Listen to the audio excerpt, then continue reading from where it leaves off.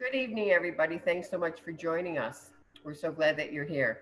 I'm Peg Stalen, the Illinois PTA State Legislative Consultant, here with my amazing partner for the presentation, Rhonda Jenkins, your Vice President of Programs. Hello. Rhonda, do we have poll results? Um, I did the polls.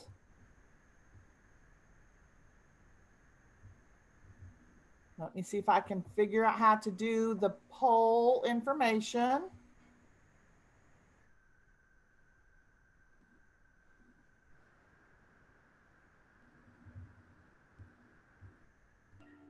Well, thank you so much for everything that you are doing to advocate for children already.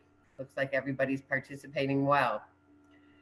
Our goal tonight is to help you fine tune those skills as a voice for your child with PTA resources and answering your questions. We know that there's a lot of information out there for you all to take in.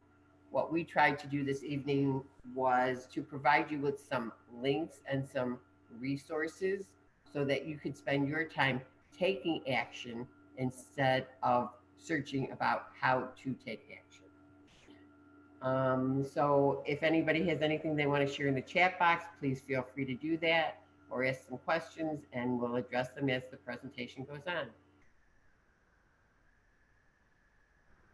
Next slide, Rhonda. All right. We all know when families are involved that children attend schools on a regular basis, they earn better grades, there's a higher graduation rate.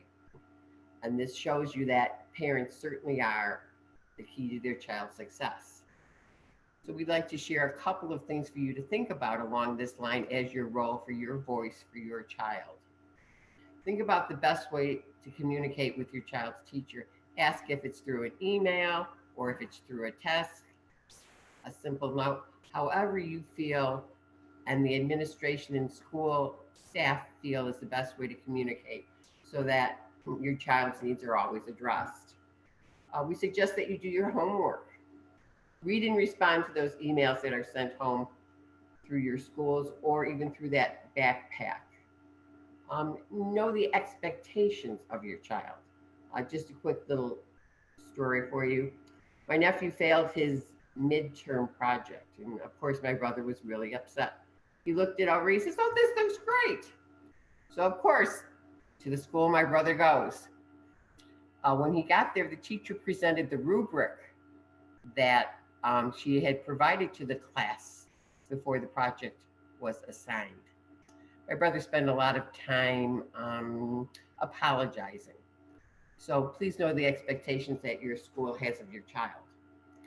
As a teacher, I always like to know about home events, such as if there was going to be a new baby in the family, the loss of a pet, or if grandma was coming to stay with the kids for 2 weeks while you were on a business trip. These are all things that affect the way your child interacts at school. So sometimes it's nice to give the teachers a heads up. Think about participating as much as possible in school events. This shows your child that school is as important to you as it should be to them. It also gives you an opportunity to intermix with other parents and staff. And this next one I know is very difficult sometimes with our busy work schedules, but volunteer as many times as possible. This gives you a whole new perspective about the school climate. And then attend to issues sooner than later. This hits home with me quite well. On a Friday afternoon, I got a voicemail. "Mrs. Stalen, your child is disrespectful in class and being disruptive. Could you please address this?" Well, let me just tell you, that was a long weekend at my house. However, when I talked to the teacher on Monday morning, she informed me that this had been going on for 3 months. So I had 2 questions. Why did you give him a satisfactory on his report card just 2 weeks ago? And why did you wait 3 months to contact me? We could have solved this a lot earlier. So before something explodes, try to address it sooner than later. In this national PTA reference, you are the key to your child's success. It gives some of those examples and some more. So you might want to take some time to look this over and focus on some, or fine tune your skills on some others. Next slide, Rhonda.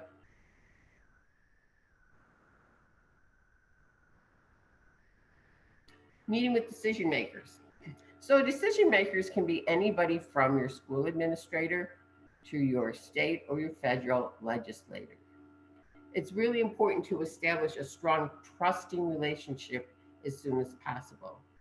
This is very beneficial for you in non confrontational situations as well as when an issue arises. Know the chain of command at your school. In most schools, it's the teacher, then the principal, then superintendent, and then the school board. When you have an, I'm sorry, my phone's dinging.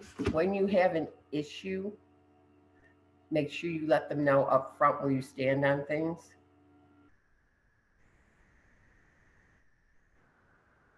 My other suggestion would be to be have a PTA rep go to your school board meetings. They can inform the school board what your PTA is doing, and as well as invite them to join as a member of your association. And then just go back to your board and tell them what transpired. Not one person has to do this continually. What we used to do is pass the calendar around and we'd each sign up for one meeting. That gave the school board a face to put with the association and let them know that we were there as a group.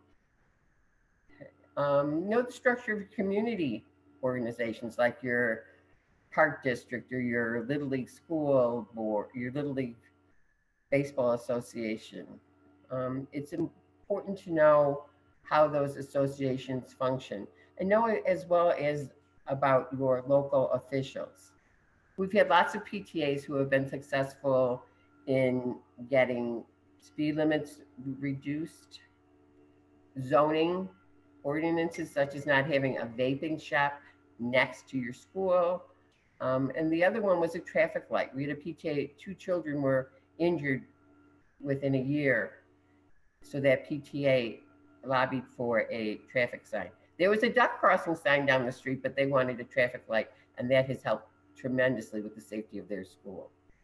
This national PTA resource here has a lot of information, not only about federal and state legislators, but local leaders as well. They break it down into three parts: what you do before a meeting, such as who you represent, the issue that you want to talk about, and send them some background information to go with that. If it's a state or a federal legislator that you're meeting with, go back and check their background. Find out what kind of bills they had authored or what kind of support that they are giving to certain issues. Okay. During the meeting, state your statistics and facts that you want to share with them and have a clear ask what action you want them to take. Take the time to listen to them and don't argue.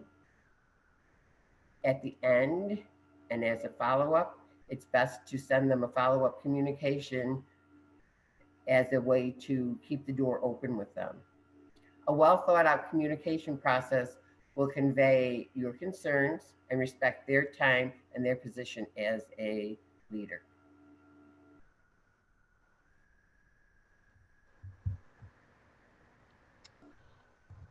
Hello, so this is Rhonda Jenkins, your Illinois PTA Vice President of Program Services. In this slide, we're going to talk about the Parent Teacher Advisory Committee. So Illinois has a set of revised statutes. It's called the Illinois Revised Statutes. That is volumes and volumes of legislation that has been passed by the legislature that the state has to abide by. Within these revised statutes, there is one called the school code, the Illinois school code, and that's what all public schools have to abide by. So in the school code, there is a requirement for this parent teacher advisory committee. And this may be something that you can look into at your school and make sure there is a parent representative on this committee. And what this committee does, um, well, first let me say that it is required in the statute that there be a parent representative on this committee. So that's information that you can be aware of. This committee develops with the school board or the governing body of the school policy guidelines on pupil discipline. That includes school searches and bullying prevention. So, a copy of this policy guideline should be furnished to the parents or guardian of each pupil within 15 days after the beginning of the school year, or within 15 days after starting classes for a new student to the district. So, and parents should receive this and then they should sign off, whether it be on a form or electronically, that they have received these discipline guidelines, this policy guidelines. So, as I said, you may want to inquire who the parent rep in your district is or how you can serve in this capacity. A little bit of detail: the committee is responsible for developing guidelines which address discipline, bullying, and how the school district will work in cooperation with local law enforcement agencies.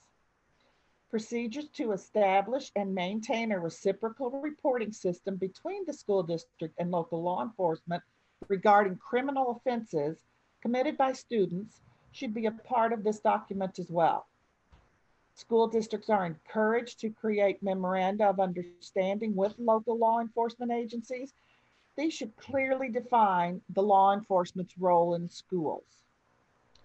The school board, in consultation with the Parent Teacher Advisory Committee and other community based organizations, you can include other organizations in your community and school district in this process as well.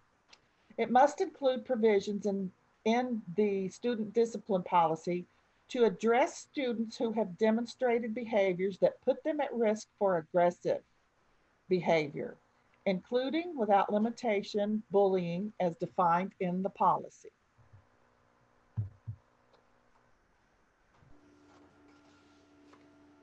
Next, as a service to your community, local units and councils and districts can host candidates forums for school board candidates or even state legislators. Um, just sharing a little bit of personal experience. When I was very new to PTA, I did in my local PTA host a candidates forum that had every state representative that attended. They were all invited, as should be, and a couple didn't attend. And we had a candidates forum before an election so that people could be informed about the positions of all the candidates. Um, but let me make clear that PTA support issues. We do not support candidates. That's why every candidate in this election was invited. And then a lot of thought was put into questions that would be asked that would talk about the issues and what the candidates' positions were. We did not endorse or in any way support any candidacy. So National PTA has a resource that will ensure that your local unit will follow any IRS guidelines regarding candidates forums. It lays out items which should be included in the timeline on how you can plan the forum. And again, it's extremely important that PTAs remain neutral on supporting specific individuals. In this resource from National PTA, there is a list of sample questions for you to consider. Some examples would be: what in your background leads you to believe you would be an effective school board member or state senator or state representative? Another question would be: is there a specific issue that motivates you to run?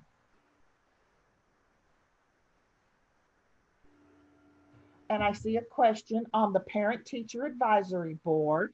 Is there one representative on the Parent Teacher Advisory for each school or for each school district? Let me see. I don't know the answer to that off the top of my head. Peg, do you recall? I have what we did in my district. I don't know that that runs district wide. Heather, that's a great question. We will send out an email with that response. In my particular district, we had several parents sit on it. I don't know that that's statewide in practice. So let me do some research. And Heather, if you will, I know that Carolyn has your. I'm from the one that I sat on was in Oak Forest. So I went back to the Parent Teacher Advisory Committee slide. It has the Public Act, which will spell that out specifically, but we will also respond with an email. But in the resources, there will be a link to the Public Act, I believe, and you can go and read what the act actually says. I like Jim's answer too. Heather, you know what? Better than anything, if you are looking for how it addresses your specific district, instead of this act is very long, I would just make a phone call and say to your school, just ask them, does our district, or look in your school policy and see if it addresses how many people actually sit on this or not. But a simple phone call would answer your question for your specific district, because I do think it varies. But very good. I think that's a good idea. Okay, yes, say that you were on this wonderful, absolutely wonderful presentation this evening, and they talked about the Parent Advisory Committee.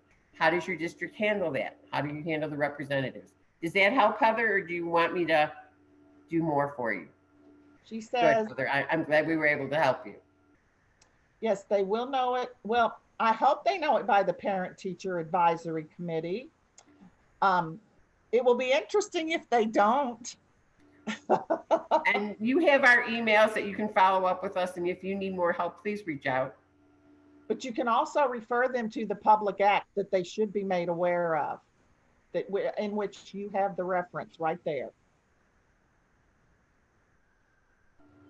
Okay, I think I'm going to move along. Thank you, Heather. We see all your responses. Thank you. Okay, parent-teacher conferences. This is a way to communicate to you the areas your child is excelling, as well as give specific ideas on how to help them improve on others. The goal of a parent-teacher conference should be to build on your child's strengths while addressing their challenges. The National PTA reference here that we have for you, how your most effective parent-teacher conference, talks about how to prepare for the conference, such as talking to your child in advance and tips that what should be included in your conversation with the teacher. This other site that we are giving you information on tonight, these 15 questions, gives you specific questions that you might want to incorporate into your parent-teacher conferences.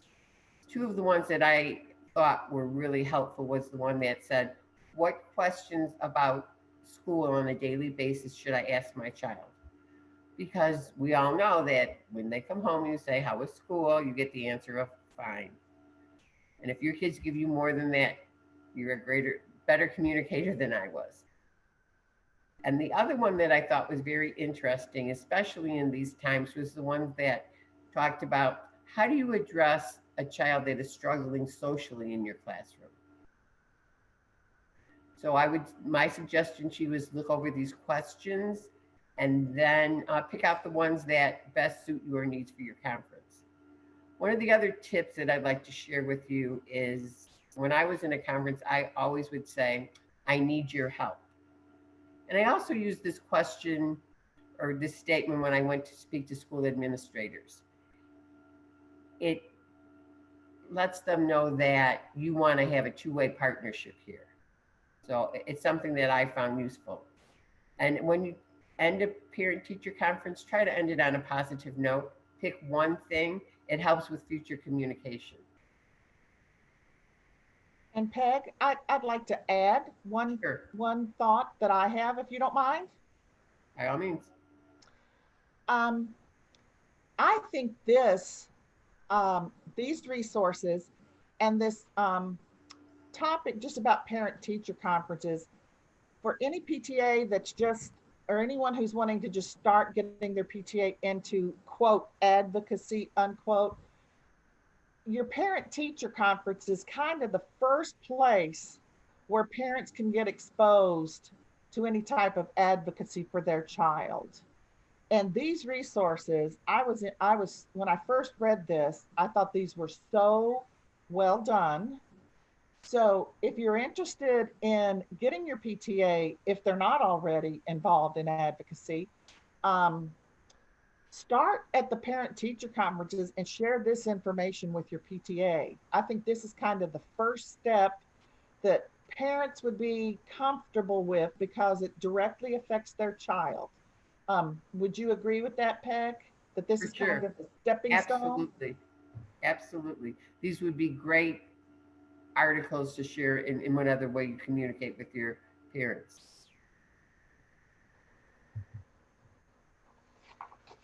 Now we're going to talk about IEPs, individualized education programs.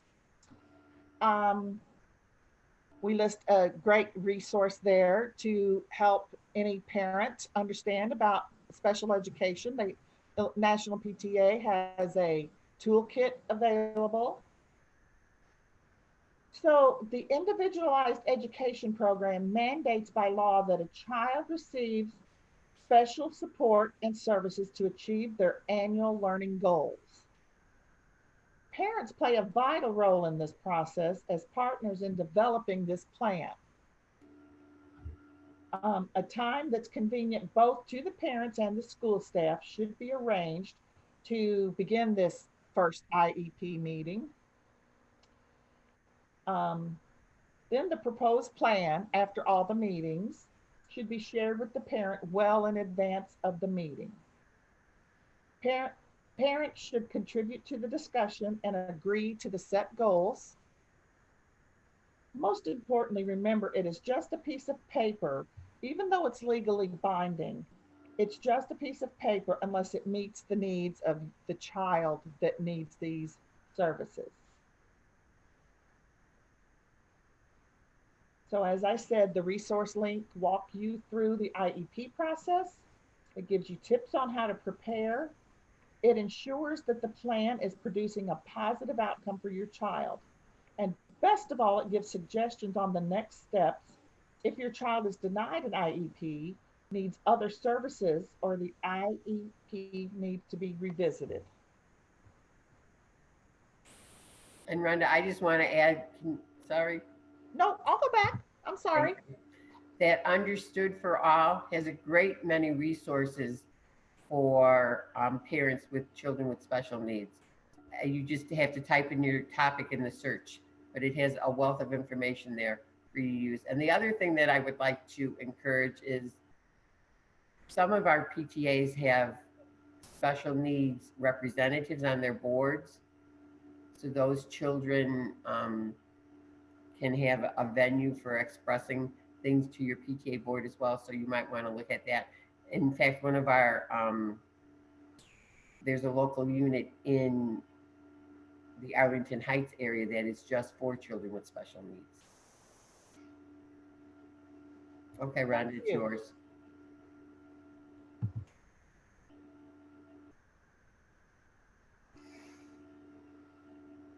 Our children are our number one priority. We as parents will go to the mat for them on many issues, on all issues. Many times that issue not only affects your child, but it can affect other children. This is where PTA can really make a difference.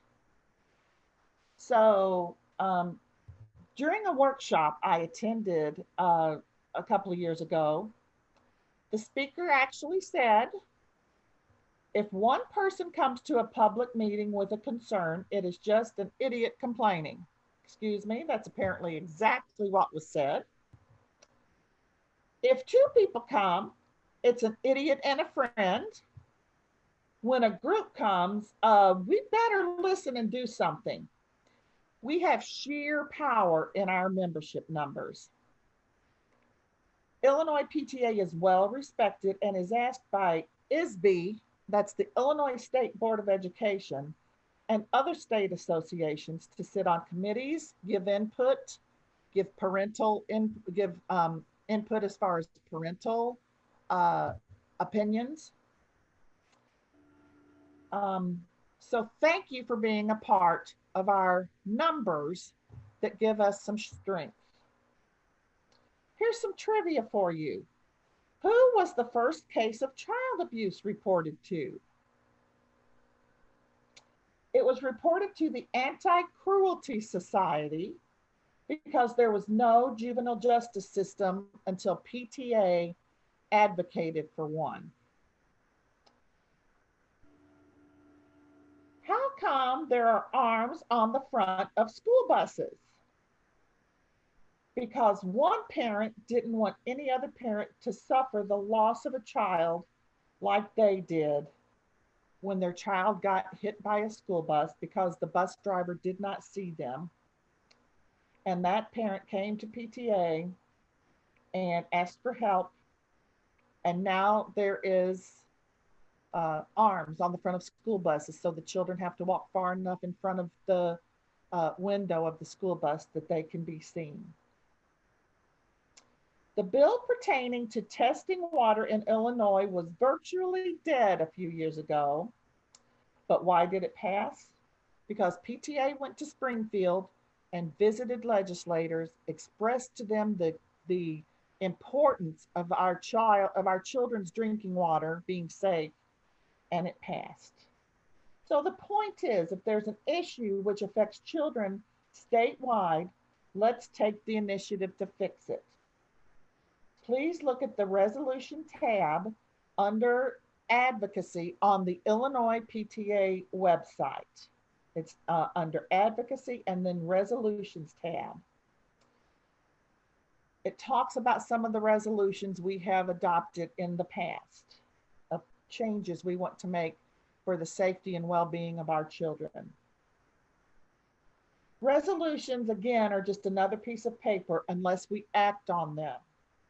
You may want to look at the current list of adopted resolutions and see what your local unit can do to act on some of the what we call resolves. That means what we would like to see happen within this resolution.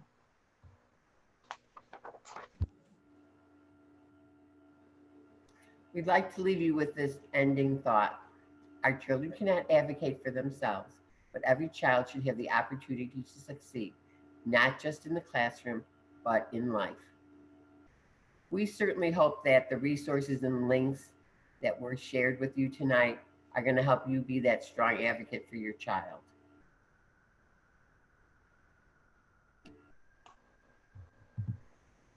Thanks again for joining us tonight. We certainly hope that you felt that this was beneficial and useful. We want to respect your time, so we're going to hang on the call for just a few more minutes in case you have any more questions or comments you'd like to share. You'll get an email soon with all the links that we talked about tonight and a 5-question survey that we certainly hope that you'll complete so that we can service you better in the future. Thank you so much for participating this tonight. We hope you enjoy the rest of your evening and your holidays coming up.